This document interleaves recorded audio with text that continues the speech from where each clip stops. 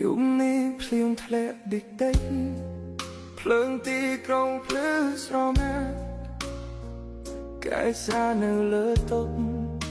ដូចចិត្តខ្ញុំដែលទំលេរូបអូននៅក្នុងចិត្តមិនព្រមចេញពីខួរក្បាលពេលខ្ញុំបិទភ្នែកម្ដងណាសំឡេងអូនលន់លឺឡើងវិញ